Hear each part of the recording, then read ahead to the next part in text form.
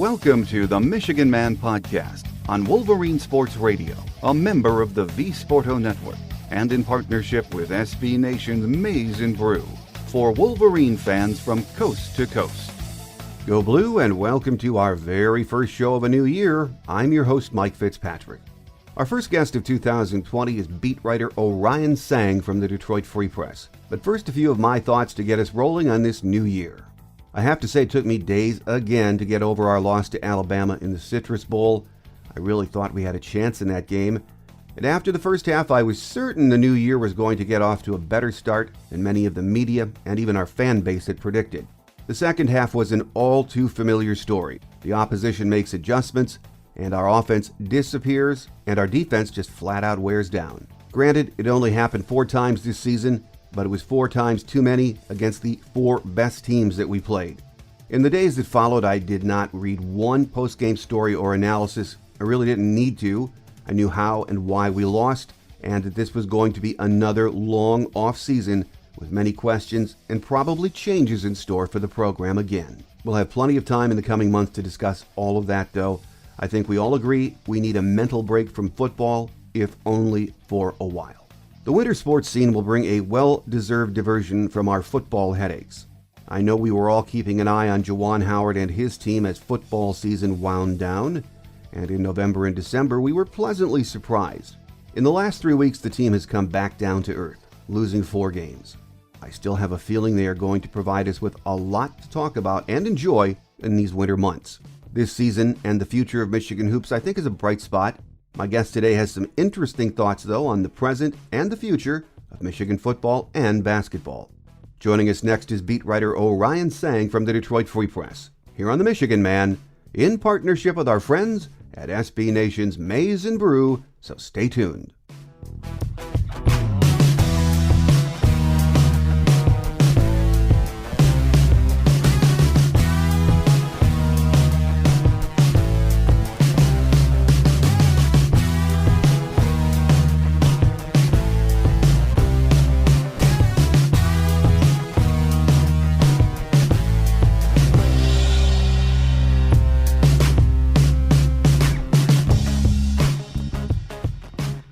Here with us on our game day segment as we get the ball rolling on 2020 is Orion Sang from the Detroit Free Press. Happy New Year, and it's great to have you back on the show, Orion. Happy New Year, and good to be back. And it's a busy start to the year. Of course, it started on New Year's Day with the Citrus Bowl, so let's talk about football first, because that's the majority of my email these days since last Wednesday. And, we've had several days to, kind of digest that Citrus Bowl loss to Alabama. But in the end, when you look back on that game, Orion, did it pretty much play out like you thought it would? Yeah, I think so. I was a little surprised, I guess, at Alabama's lack of emphasis on a run earlier in the game. I thought that they would come out and just sort of run the ball, and Michigan wouldn't be able to do anything about it. They had a powerful offensive line. They had a powerful running back. I think Harris almost like a little Derrick Henry. He's another version, another big back in that sort of same style as Henry. But they really came out and they tried to throw the ball, and obviously, they were pretty successful with a few explosive plays, but Michigan was able to, bait Mac Jones into making a few bad throws. They almost had one pick on a trap coverage, and he missed a couple as well. And I think that was one of the reasons why the game was close. The defense played well in the first half. And then obviously you look at the offense, and I think that was one of the best halves that the offense has played all season long. The only problem is that Michigan had the same problem as Ohio State did against Clemson. It wasn't turning those long drives into a touchdown, so it was ending in field goals. But I think you can be encouraged by the offense. Obviously, Alabama's really talented on defense, and you saw Josh Gaddis call some really good plays. The execution was good. It looked, I thought, like a really good offensive performance in those first 30 minutes. But were there any other positives that Michigan fans can glean from that game? Obviously, Dax Hill, was hurt on that first touchdown, the 85-yard touchdown. He was in coverage there. But that's Jerry Jeudy. He's really tough to guard. I thought overall Dax Hill played a solid game. He was around the ball, flying around the field. Carlo Kemp didn't play, so Chris Hinton played a lot inside. I thought he acquitted himself well. I didn't think he was getting blown off the ball. It's a tough assignment, obviously, to go up against Alabama like that, but I thought he played all right. I thought on offense, Giles Jackson was a bright spot. Obviously, he led the team in receiving, and he looked again like a piece that's perfectly fit for Josh Gaddis' offense. So I think fans are going to be excited to see what he can do next year. And then Zach Charbonnet, running back, I thought he ran with explosiveness, good vision. He was making some good cuts. I thought he had a good game as well. A lot of the talk we've been hearing from a national perspective, I don't know so much that the concentration on this topic has been as much local, but the opinion seems to be that there's a huge talent gap between Michigan and the 5 or the 6 elite programs in college football. I don't know if that's perception or is reality, but what can Michigan do? And I think this is really uphill to start and close that gap. Yeah, if you look at the past 4 years of recruiting rankings, there is a noticeable gap just in terms of how these teams have recruited. You're talking about Ohio State and Alabama, basically the top 2 teams in the nation in terms of recruiting over the past 4 or 5 years. And then you have Michigan, which is top 15, which is still really good, just not in the same level as Ohio State and Alabama and maybe even Georgia. And then you get down to Clemson, is around there, et cetera. Michigan's not there yet, and it's going to be hard to get there until you start winning some of these games. Obviously, that's just how it goes in recruiting. Some of these top recruits, they want to go to these championship contenders. They want to go to Ohio State. They want to go to Alabama. It's tough for Michigan to get there without winning some of these big games first. And then obviously this is a cyclical problem because then again, it's hard to win these games without that level of talent. You have to put together, a full 60 minutes. We saw against Ohio State and Alabama how well Michigan played in the first half, right? Mm-hmm. But then they didn't really follow it up in the second half. Against these teams, you have to be on your game. You have to play well throughout the entire game. You have to finish. You can't leave points on the table. You can't make mistakes. You can't commit penalties, and you've got to be well coached. I mean, it's just all of these things are in play when you're just not as talented. When you're undermanned, everything has to go right, or the other team has to make mistakes. And Alabama and Ohio State really didn't do that. So, but yeah, I mean, in terms of closing the talent gap, Michigan can recruit better. They can sign more blue chip guys. I thought the 2019 class was a return to form. When you look at Jim Harbaugh's recruiting, I thought his strongest 2 classes were the 16 class and the 17 class. The 18 class, they had some struggles in closing out on some top targets. The 19 class, they did better. 2020 class wasn't quite where the 19 class is, but it was still better than the 18 class. And then you look at the 2021 class, that could be a really good class. There's a lot of top players concentrated in the Midwest. Michigan already has a 5-star quarterback committed in the class in J.J. McCarthy. That could be another top 10 level class. And that's how you do it. You stack on these really highly rated classes and you stack them up, and then that's how you close the talent gap. Well, there is no doubt a lot of work to be done in the off season, and we've already had a few departures, some expected. Cesar Ruiz and Donovan Peoples-Jones are leaving. However you feel about that, they've made the decision. Nico Collins coming back. That surprised me a little bit, but any surprises overall to you in that group? No. I thought Cesar Ruiz played well this season. I thought he showed off his athleticism. He's a really smart player up front, getting Michigan into the right calls and all that. I don't know what else there really is for him to prove, I guess. Maybe he could come back and win the Remington Award or something. But, I mean, I assume that he made a decision with some insight into, what draft grade he got. And I think he's going to be coveted just because he's a really athletic interior lineman. He can pull for a center. I mean, that's a pretty rare trait for an interior lineman.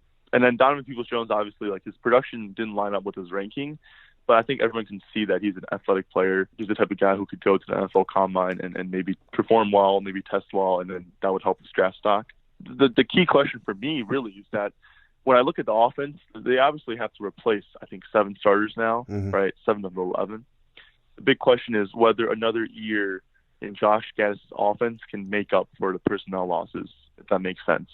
Whether they can avoid because this year they had a lot of transition costs just in terms of adapting to the new offense. They weren't comfortable. They weren't really ready heading into the season. It took some time to get used to it. I assume that will go away next year because they'll have another full year of learning the offense under their belt. So can that added comfortability sort of make up for losing some of these guys that are leaving this year? I don't know. That's the big question. Well, another loss. It's a big loss. And, coaches always say when you hire good coaches, you lose good coaches eventually. And Chris Partridge taking the job as DC at Ole Miss And you knew sooner or later, as I said, someone was going to grab him, but that is a big loss for many reasons, isn't it, Orion? It is in terms of his recruiting. I think Partridge was the team's ace recruiter. You look at the guys that he was in on over the past few years. I mean, he won so many highly contested battles. I believe in his first year, he was in an off-field role until maybe around December. And during that time, he still was able to establish himself as a force on the recruiting trail, despite not being able to leave Ann Arbor to recruit. I mean, he's just that good of a recruiter. He was Recruiter of the Year the next cycle in 2017. He was Michigan's high-leverage recruiter, I guess I'll use that word. You know, they sent him into New Jersey where he had ties, right? But they also sent him around the country. He helped out with Dax Hill, although that was mostly Sharon Moore. He was their primary recruiter in Georgia, where he helped reel in a ton of talent over the past, 3 cycles in that state. It's a tough blow because obviously he's such a force in the recruiting trail, and Michigan's in such a pivotal point in terms of recruiting. It's trying to get back to where it was those first couple of years on the recruiting trail, and now it loses its top recruiter. So I think the hire that Jim Harbaugh makes, it'll have to be recruiting oriented. I think he has to look at, a young up and coming star like Partridge who could be a force in recruiting. Well, the emails that I've been getting since the Ohio State and Alabama games seem to have, a common theme across them. To me, it feels like the fan bases, they're losing some faith right now. They're depressed with what they're seeing and what, national writers and analysts are saying the long-term picture is for Michigan, that it's a good program, but not elite. And you even see some writers saying, and it might never be again. Is that sort of the feeling that you get when you talk to Michigan fans too, Orion? I don't know. I feel like more and more Michigan fans are coming to acceptance with where the program is right now. But I still, hear from fans who are saying like, oh, Michigan's elite. Michigan's college football blue blood. Jim Harbaugh isn't doing enough. Michigan belongs up there with Ohio State, Clemson, and Alabama. Michigan should be in the playoff. Michigan should be competing for a national title. I hear all of these things, right? Mm-hmm. Obviously, expectations can be high. I think that's never really going to change with Michigan fans. But just the simple reality is that the program is not there right now. If you're expecting Michigan to consistently be up there with the top teams in college football, you're going to be disappointed almost every year.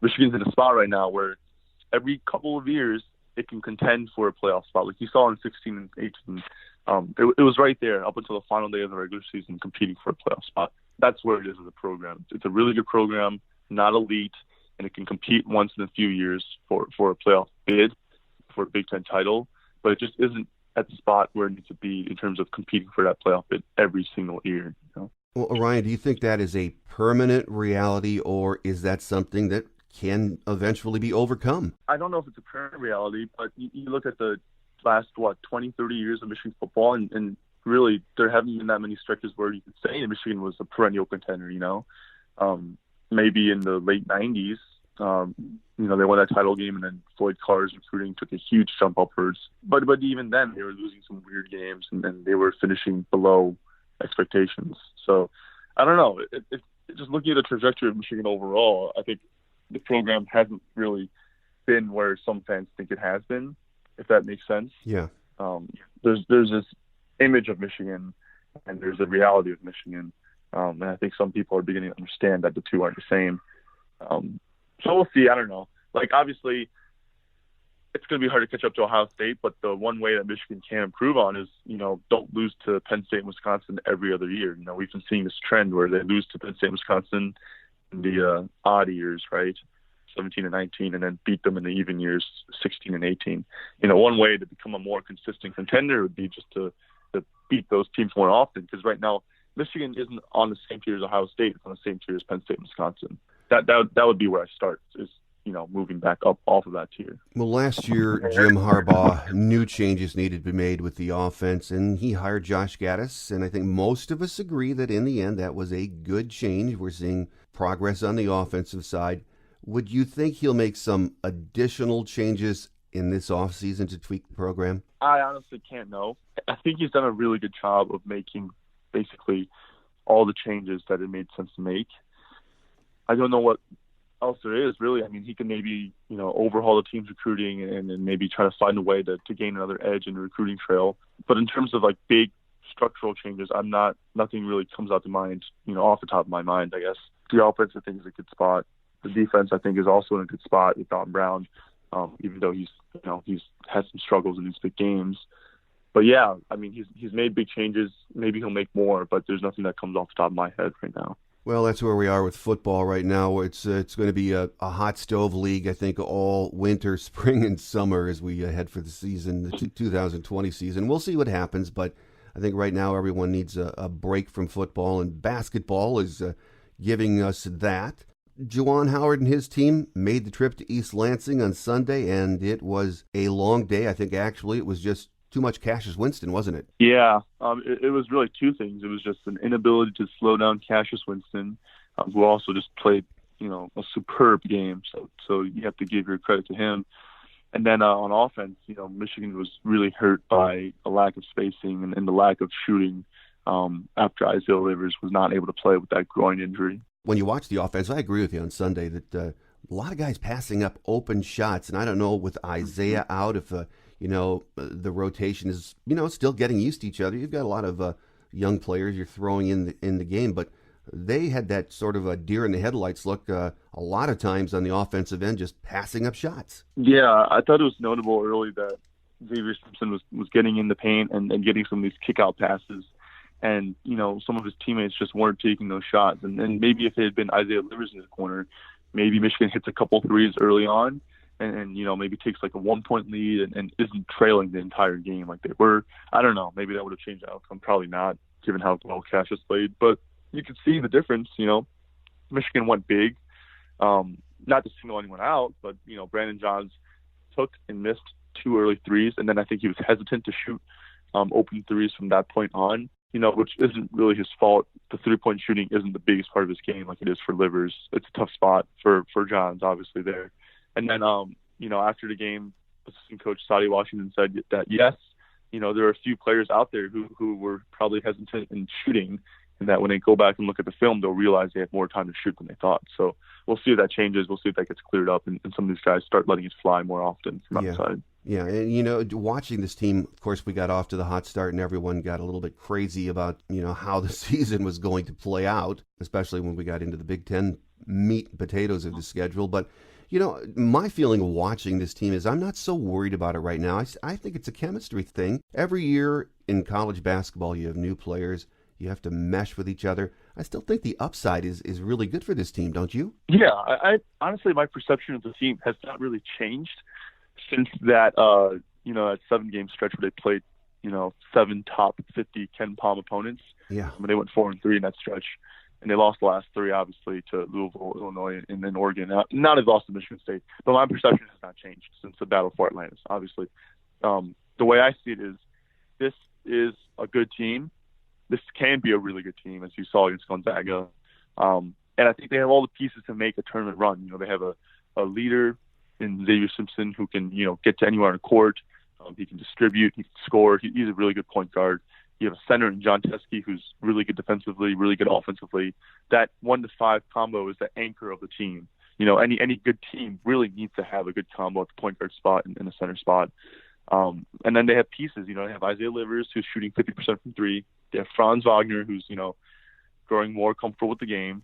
They have guys like Brandon Johns who are high energy off the bench, rebounding-wise. David DeJulius. Eli Brooks has made leaps this season. I think they have the pieces to be a good team come March. Obviously, they've lost 4 games since that crazy stretch to open the season, but that hasn't changed, the perception of the team. All the pieces are still there. They have to shoot better on the road. I think they have to improve their defense. But really, this can still be a really good team. We've talked about how much this team misses Isaiah Livers. I think it's obvious to see that. The injury news on him, we know it's a groin injury, and it's those things can really linger. They can be day-to-day, or they can be longer. He could be out for quite a stretch, couldn't he? Yeah, he could. Although I will say Juwan Howard seemed optimistic when I asked him about it on Friday. He was saying it was day-to-day. He said he loved how Livers was progressing.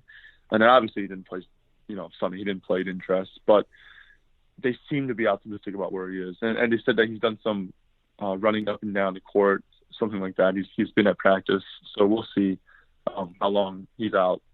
These groin injuries, as you mentioned, are you never really know. The range of how long you're out could vary widely. Well, as we've mentioned, we saw the hot start, very impressive wins over some very good teams, and now it seems like we're hitting a few bumps in the road.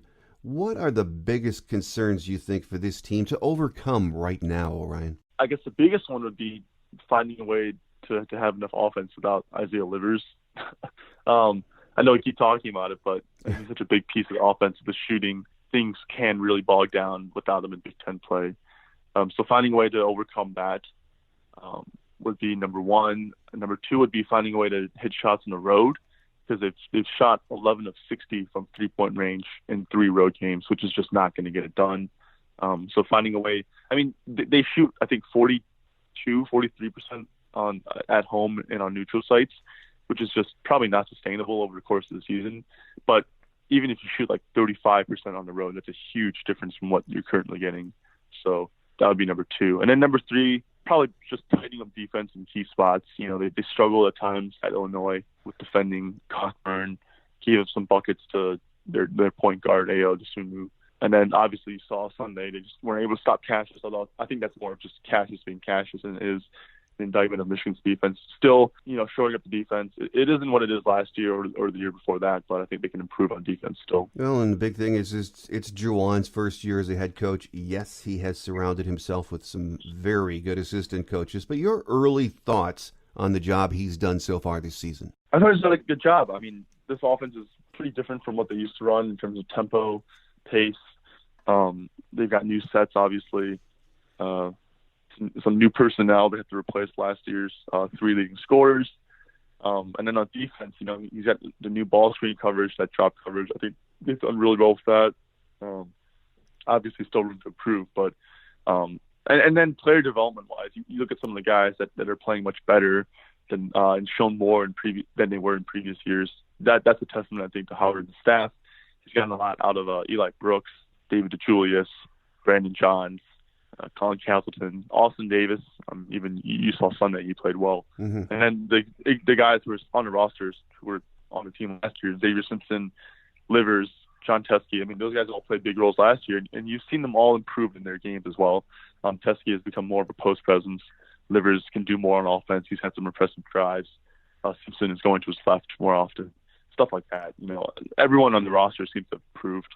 And then I guess you talk about in terms of getting the players to buy in, he's done a good job of that too. The players all love him.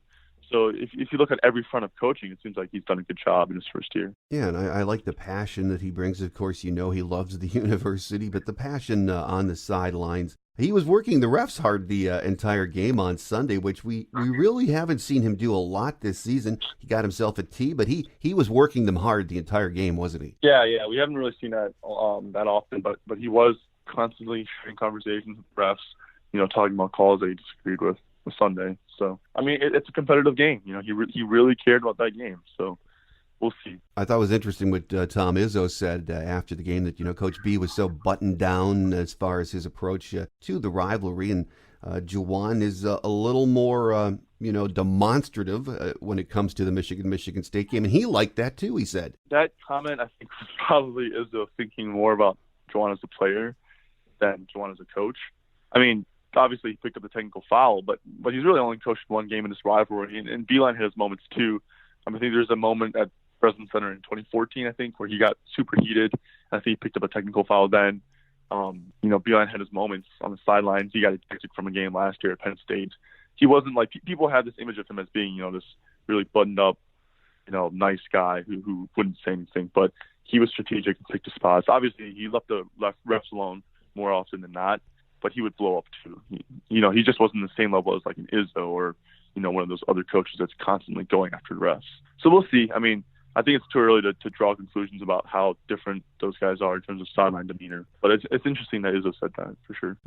Really, we're just getting into the meat of the Big Ten schedule. Not too far away from, a midterm report card or the middle of the season. But by the end of this month, I think the big picture should start taking shape. At this point in early January, you do still think this team has the pieces to make a run and be an NCAA team, though, don't you? Yeah, I do. I think they'll make the NCAA tournament easily. I think they have all the pieces to make a run as well because, I look around college basketball. There is no true elite team this year. I think overall talent is down. And that's the result of, a weaker recruiting class, 2019, 2020 class, than in recent years. Some of those guys went overseas. Some of those guys reclassified. So I think that overall college basketball isn't, it's not a strong year. It's not a peak year for a lot of these teams, which leaves the door open for teams like Michigan. They can rise to the top when they're playing their best basketball. They're really hard to beat. It's just about finding a way to play that type of basketball consistently, obviously, which is really hard to do. But I think they have all the pieces to be there in March, to make a run. We'll see if they can get there. Obviously, you have to get there healthy, and we've already seen one major contributor go down. So that would be the thing I'm watching, is if they can get there healthy. Final question for you today then, Orion. There are no nights off in the Big Ten, as we have seen so far. Home court advantage is ruling for sure. This week we have Purdue at home, and then we head to Minnesota on Sunday. What do you think of Michigan's chances against both of those teams? Purdue has really struggled to score in Big Ten play. I think Michigan has a really good chance of winning that game at home. And then Minnesota on the road, that's a tough one. It's a really, really tough game. Every road game in this conference is going to be hard, but I think Michigan has a chance as well. Xavier Simpson and John Tedeschi have won there before.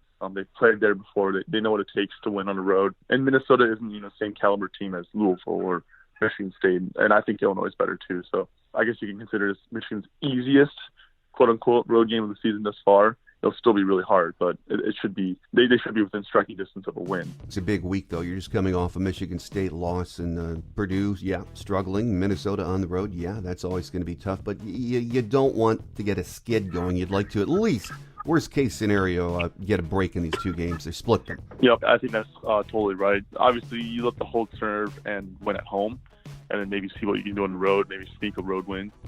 Because at some point they're going to have to win the road, so maybe this will be the week. But the big one obviously is Purdue at home. Can't lose that one. That's a huge game. Well, it's going to be a lot of fun. As we said, we're just really getting the Big Ten schedule underway, so there's going to be a lot to talk about in the coming month of January, February, and into March. And we are thankful to have beat writer Orion Sang from the Free Press with us today to really, it's our first show of the year, so to get the ball rolling on the year and talk about football, and we'll be talking about that a lot down the road too. But our focus is going to be on basketball for the next couple of months. So Orion, as always, it's been a pleasure having you on the show, and we look forward to that next visit. Take care, Mike. Quick Hits is next as we wrap it up for another week here on The Michigan Man on Wolverine Sports Radio, a member of the V Sporto Network, and in partnership with SB Nation's Maize and Brew.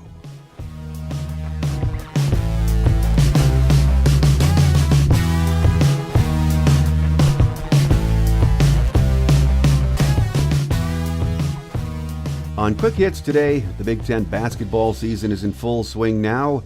We need to get at least a split this week to avoid our first losing skid of the season. Thursday night, Purdue is at Chrysler, and Sunday we head to Minnesota for another tough road game. Unless something changes, we'll be doing that without Isaiah Livers, who is still sidelined with that groin injury. In other news, the sophomore duo of Naz Hillman and Amy Dilk each produced 20-point games to propel the University of Michigan women's basketball team to a decisive 89-69 victory over in-state rival Michigan State at Chrysler Center on Sunday afternoon. Hillman led the Wolverines with her third double-double of the season, scoring 21 points and adding 12 boards, while Dilk notched her second 20-point contest with 23 points. The sophomore point guard also added 5 boards and 3 assists to her stat line.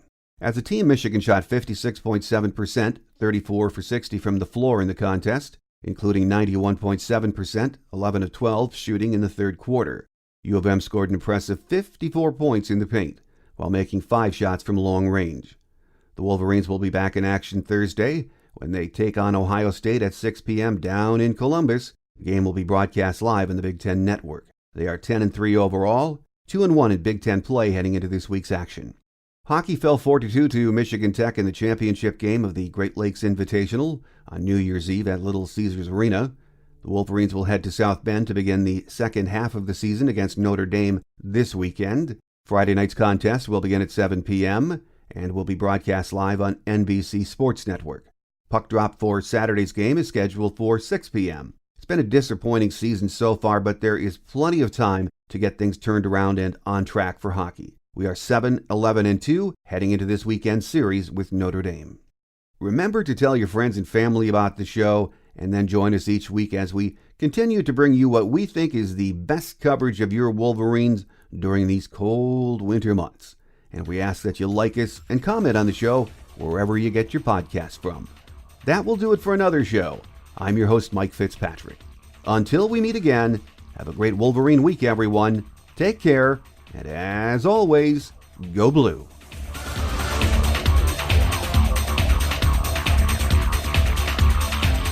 Thanks for joining us today on The Michigan Man, here on Wolverine Sports Radio, a member of the V Sporto Network, and in partnership with SB Nation's Maize and Brew. Our listener lines are open 24/7 for your calls at 313-263-4842. That's 313-263-4842. Or email us at themichiganmanpodcast@yahoo.com. That's themichiganmanpodcast@yahoo.com. The Michigan Man Podcast is produced at the studios of Robin Lynn Productions, Allen Park, Michigan, and is not affiliated with the University of Michigan. Go Blue!